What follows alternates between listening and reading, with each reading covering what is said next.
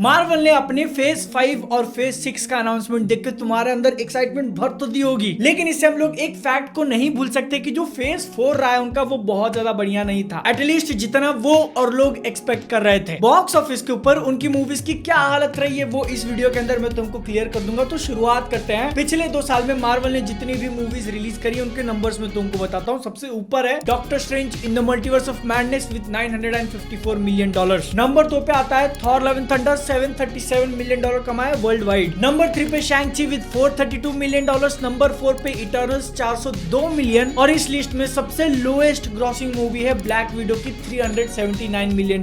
लेकिन इस वीडियो के अंदर जब भी मैं फेज 4 का नाम लूंगा तो उसके अंदर ब्लैक विडो को उतना कंसीडर नहीं करेंगे, इसीलिए नहीं कि मैं सेक्सिस्ट हूँ और फीमेल लीड वाली मूवीज को भाव नहीं दूंगा, बल्कि ब्लैक विडो मूवी को इन कंपैरिजंस के अंदर रखना फेयर नहीं होगा क्योंकि वो सेम डे डिज्नी प्लस पे रिलीज हुई थी। तो ऑब्वियसली उसका बॉक्स ऑफिस कलेक्शन कम आया है। लेकिन मैंने तुमको अभी जो 5 मूवीज के नंबर्स दिखाए ना, उनको अगर हम लोग सिर्फ एक वैक्यूम में देखेंगे तो कोई बुरी बात नहीं है। जितना पैसा इन मूवीज ने कमाया उतना कोई और स्टूडियो है ना खुशी खुशी बोलेगा कि हाँ भाई मेरी पिक्चर कमा ले, बस है मेरे को, अनलेस योर वार्नर ब्रदर्स, क्योंकि उनको तो पिक्चर रिलीज करना ही नहीं है। लेकिन यार हम लोग मार्वल की बात कर रहे हैं, उनका लोगो तुम किसी भी चीज के आगे लगा दोगे तो फिर लोग देखने चले जाएंगे। तुम देखने जाओगे ना। 400 मिलियन क्या है उनकी पिक्चर के लिए, और अब तुम बोलोगे कि भाई डॉक्टर स्ट्रेंज ने तो 900 से ज्यादा कमाया ना। वेल अभी तुमको शायद पता नहीं होगा, लेकिन कुछ महीनों पहले जुरासिक वर्ल्ड डोमिनियन रिलीज हुई थी, उसने वर्ल्ड वाइड $985 मिलियन कमाए, डॉक्टर स्ट्रेंज से ज्यादा। वेल अब ये शॉकिंग बात क्यों है, क्योंकि वही जुरासिक वर्ल्ड की डोमिनियन पिक्चर इतनी ज्यादा खराब थी ना कि रॉटन टोमेटोज पे उसके स्कोर आधे से भी कम है थॉर लव एंड थंडर से कंपेयर करें तो। मतलब वो पिक्चर खराब थी लेकिन फिर भी उसने इनसे ज्यादा कमा लिया। अब हाँ, जुरासिक वर्ल्ड का ये जो ग्रैंड टोटल है उसके अंदर 157 मिलियन उसने चाइना से कमाए, लेकिन अगर हम लोग ये चाइना का साइड में रख दे फिर भी वो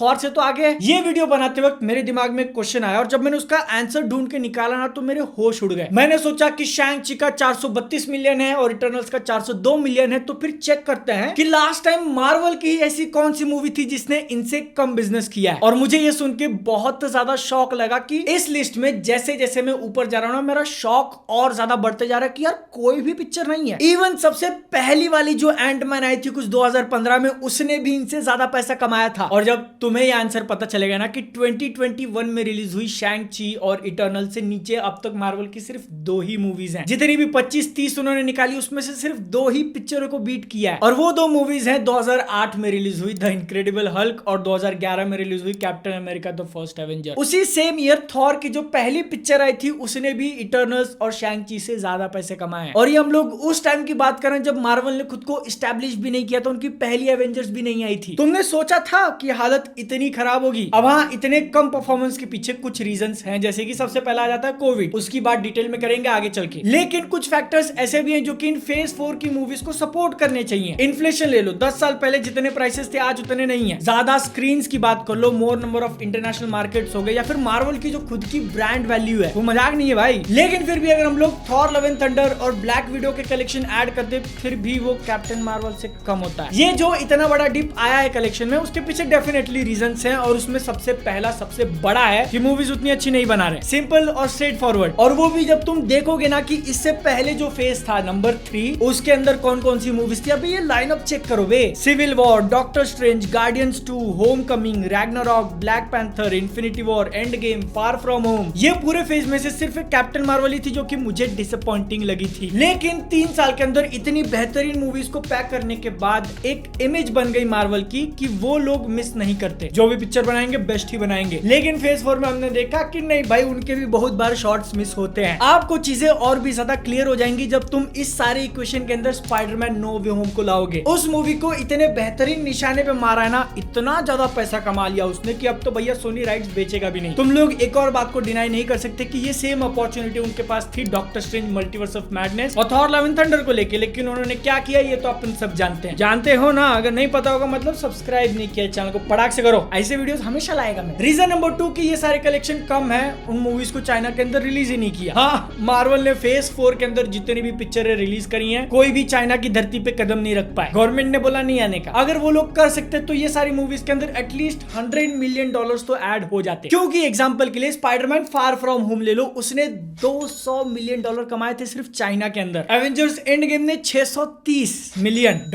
इसके बिना ही स्पाइडरमैन नो वे होम ने वर्ल्ड वाइड $1.9 बिलियन कमाया। अगर उसको चाइना में मिल जाता तो वो डेफिनेटली ऑल टाइम जो world wide highest grossing movies है उसमें number 5 infinity war, number 4 the force awakens और नंबर 3 टाइटैनिक को भी पीछे छोड़ देता। सोच के देखो इस बारे में कि एक बात की रियल पॉसिबिलिटी थी Spiderman No Way Home worldwide 3rd highest grossing movie होती। तो हाँ, चाइना का जो मार्केट है वो एक इंपॉर्टेंट एलिमेंट है, लेकिन फेज 4 रिलीज नहीं हुआ, आगे चल के होगा पता नहीं। और जितना ज्यादा अलग अलग इंडस्ट्री के मैं ये नंबर्स एनालाइज करते जा रहा हूँ ना, एक चीज मुझे क्लियर हो रही है कि कोविड और लॉकडाउन के कारण जो लोगों की हैबिट्स चेंज हुई है ना, उसका इफेक्ट सिर्फ बॉलीवुड के ऊपर नहीं हो रहा। थिएटर वाला जो बिजनेस है वो वर्ल्ड वाइड इफेक्ट हुआ है। जैसे एग्जांपल के लिए 2019 ले लो, उस एक साल के अंदर 9 मूवीज थी जिन्होंने $1 बिलियन से ज्यादा कमाया था। लिस्ट लंबी है इसलिए फोन निकालना पड़ेगा। तो Captain Marvel, Avengers Endgame, Aladdin, Toy Story 4, Spiderman की Far From Home, The Lion King, Joker, Frozen 2 और Star Wars The Rise of Skywalker. एक ही साल में 12 महीनों के अंदर 9 मूवीज ने ये आंकड़ा क्रॉस किया। और तुमने अगर नोटिस किया है तो ये 9 में से